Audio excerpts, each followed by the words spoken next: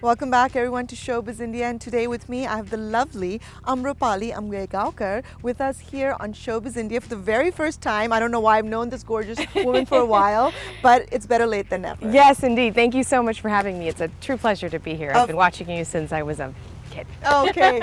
Gee, that just aged me. Yeah, I was trying not to do that. You can cut that out if you want. No, we'll keep it in. We'll keep it in. All with respect, of course. Of course. Thank you. Thank Yes. you. But tell me now, I know your lovely mom is a very accomplished dancer herself, and you were obviously under her wing and learned dancing. So tell me a little bit about the whole arts. Yes, so I was raised by a master dancer. She is, for those of you who don't know, her name is Amrapali Ambegaokar, and she is a master of Kathak, and she's a National Endowments for the Arts Heritage Fellow from about 11 years ago, which is a government-given, president-given award. At the time it was given by Bush, and it's very, very, very exclusive and a very big honor to be given to an artist, especially an Indian artist. Our household was surrounded and infused and enveloped in arts and in dance and music, and so I actually had a great fortune in that way. It's a very unique way to be raised. You took that to the next level. You took it seriously and even got educated in it. Tell me about your UCLA experience. I did. I was already touring and performing by the age of 11 and 12. I then became the principal dancer shortly thereafter and continued to tour and missed a lot of school and all that good stuff. But it just became such a such the heart of my life, if you will. You know, I was doing music as well. I played the clarinet. I was drum major. I was very much part of marching band, and I was very much a student of the arts. And so it wasn't the only thing I was doing, but it was the thing that gave me a backbone, the thing that made me who I am, the thing that helped me deal with bullying and racism and being made fun of, not feeling pretty, not feeling likable or desired, or all the social things that teenagers deal with. It gave me that sort of it gave me a larger perspective of life. So right after high school, it was sort of like, okay, we're probably going to do arts. I think Dad would have liked for me to become a doctor.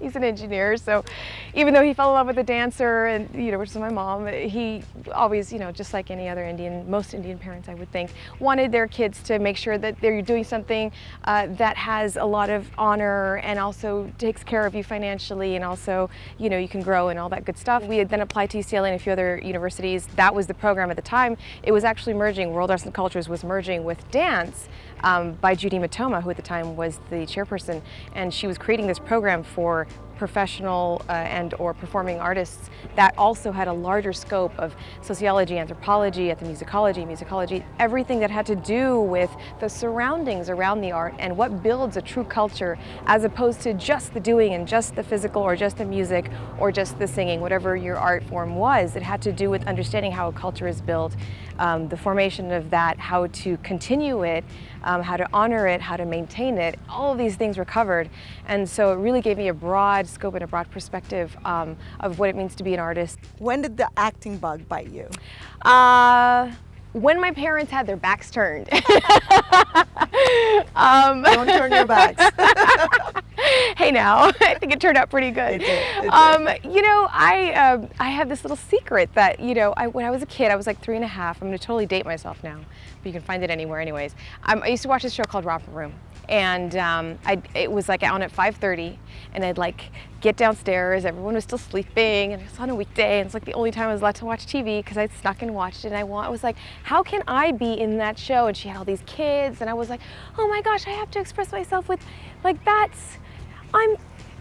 I couldn't even put it in words or thoughts. I just knew that was like me. That was me. And as I started to study Kathak, actually one of the first things I studied in Kathak that became my forte, aside from my Tatkar, which I'm known for, was Natya, was actually expressive dance or character portrayal or storytelling, which there's a whole science of that, a science of drama in Indian classical dance, which many people know about, or some people don't realize, especially non-Westerners or people who are not aware of Indian dance don't realize there's such a solid science of that aspect of drama in Indian dance. And so for me it was like, well, I want to act too. So it was like when I got some courage to talk about it was like in my mid-teens, and it was like, it was a bit like, we know about dance, we can help you with your dance career. okay, I don't think they even knew what to say when I was like, I want to act, I want to do commercials, I want to, you know, maybe I don't know, whatever. But it was this, for me, it was this larger than life medium with which I could communicate as an artist. I would watch Star Search with Ed McMahon, and watch Britney Spears and Christina Aguilera and Justin Timberlake, and be like, I'm as good as in what I do as what they do. So how do I get on that show? There's no Indian dance category. Like, I was like a preteen, you know. Fortunately, that happened. You know, 20 years later, I was able to be on national television and even international television with dance shows, and to do exactly what my art form was without having to aberrate it or change it at all. But so tell me about that. Tell me about the time when you actually were able to face the camera and you realized, wow, this is so cool. My dream is coming true. My first job on television was in between. I did a bunch of pageants. Between graduating college, doing a few pageants, and winning some titles, and then getting picked up by Cirque du Soleil, I, along the way, was invited to, picked up an agent, a dance agent, and at the time met a choreographer who hired me for a quick, I don't know what it was, like a promo for Sabrina the Teenage Witch, and it was like all dancing all throughout a mall. We shot from 6 p.m. to 6 a.m., and I was over the moon. It was like, I'm sitting there like at 3 a.m. I'm just like, oh my God, why are you guys sleeping? Who needs Red Bull? What is wrong with you? It hit, and that purpose that had been sitting with me for like, I don't know, at that time, like 17 years, I was finally able to be like, oh, I knew this is what I wanted to do, you know? So with Cirque du Soleil, I was a principal dancer, and I did the North American tour. We did 14 cities in 2 years, and it was about 40 to 100 shows in each city, and we would do 10 shows a week, so it was a lot, and I was a principal dancer, so I got a chance to do A-list cities because it was the beginning of the tour, it was the beginning of that show, it was about second and third year of the show. So I did you know, cities like New York and Chicago, Boston, Philly, you know, I was on the Tonight Show with Jay Leno at 22 dancing, and it was amazing. Well, let's talk about one of the recent feathers in your cap, sure, among the many, and it's one of my favorite shows, Scandal. You're on it. Yes. Scandal is by ABC, and I had the great fortune of being on Grey's Anatomy as well for a little over 2 years. That was cast also by Linda Lowy. Linda Lowy's office has been so good to me. It's the casting director that casts those shows, as well as How to Get Away with Murder. You know, just like it just was any other audition, if you will, and just went in that day going, let's do this one. And you know, you kind of, as an actor, you kind of know when something's there, when it's going to click. And it was a great audition. It was a lot of fun, and it's been an incredible experience. And I'm back for season 5. Congratulations. Thank you. We just started shooting last week. And so, you know, we'll get to see what happens in season 5, but it's a pleasure, yeah. And you're doing a lot of other fun things aside from being on camera. Yes. Recently you were a judge. Yes. For the Special Olympics. Yes. That's right. So in the interim, you know, after Cirque, I started pursuing a film and TV career after I left Cirque actually to do that. So, because you can't do that when you're fully on tour, that's your full commitment. So I actually started doing film and TV, as well as was also freelancing as a soloist, and just committing my time as a solo artist, whether it was dance or in acting or music or choreography. And you had a lot of A-listers with you. Oh man, I got to meet like a childhood idol. Paula Abdul. Paula Abdul was there and was as gracious and lovely as and what can a fantastic dancer herself. Incredible. I mean, we grew up, you know, watching Janet Jackson, yeah. Paula Abdul. Like those are the images of the great artists, and especially also, you know, not to be unnoticed, women of color that broke through. And where it didn't matter what color you were, and it didn't even matter that you were a woman. You were just a awesome dancer choreographer. That's right. You were just an awesome artist. I was going to say a word that may not be okay for TV. So oh, okay. But you were just a bad, you know what? Yeah, that's right. You know, and that's who these people were. So to meet her was just, I did fangirl. I don't usually fangirl with people. I'm respectful, but I was like, you know, I just have to tell you, I've watched you since I was a kid, and she was just gracious as can be. Nicole Scherzinger is also an incredible artist and just drop dead gorgeous and beautiful and lovely, was also there alongside with, gosh, there were judges from So You Think You Can Dance, as well as Dancing with the Stars. I mean, everybody's doing incredible work. So just to be alongside them, standing with them, representing and watching these incredible, beautiful children, these kids show us their art for the first time ever, I kept saying to the press there, it was an honor to just witness the event, you know? It was a very, very, very special event. Now you're a very busy young lady here. You are a choreographer, a dancer, an actress. What would you say, and I know it's a tough question, is the biggest love for you?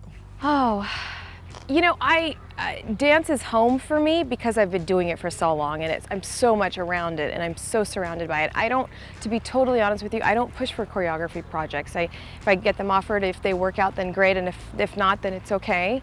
I love solo dancing. I do a lot of work nowadays for a lot of organizations to help non-for-profits, you know, and promote their voice and their work and whatever they're trying to do. I've done a lot of stuff for local organizations that, you know, and they know who they are, and they promote, you know, education in India or education in Asia or what have you for the kids, or homelessness and so on and so forth. So I use my art to sort of help people, you know, here's a great dance piece, please donate some money, let's help people. I try to use it for that. That really resonates with me, using dance in that way. I mean, I'll still do it for film and TV. It's a no-brainer. It's fun. I still love exposing the world to the beauty of what Kathak truly is.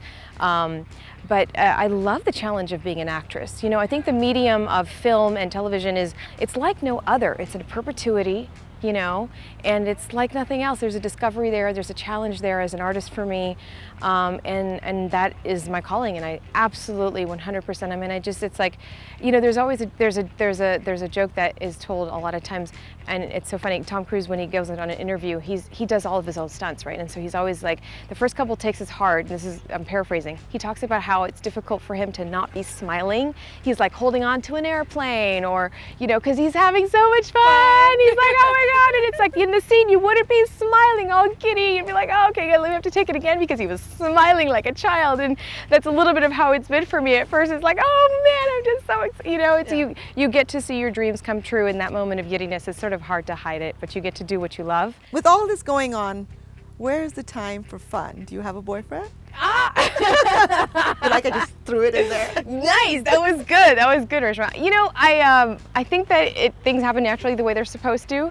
I know my purpose in life is to be an artist. That is my first and premier purpose is in life. Like I firmly believe that we're put on this planet to do whatever our purpose is first, and everything else supports that. And so, you know, that's just how I operate, and I think that's. But do you have a boyfriend? That's not what I asked. Oh, you're good at this. No one ever asks me this stuff. Well, this is what you get when you become a celebrity. When I get you. Yeah. Is there a lucky guy out there? There is not a one. Okay. I believe in the one. You're still looking for the one. I believe in the one, and I think that I firmly believe that when you're able to have that same understanding about life purpose and those things that I spoke about, that it's a very easy fit. So there may be hope for some guys out there. Lots of hope. I want that hope from somebody too. Yeah, So. Absolutely. Well, it was great chatting with you. Likewise. Thank you so much for having me.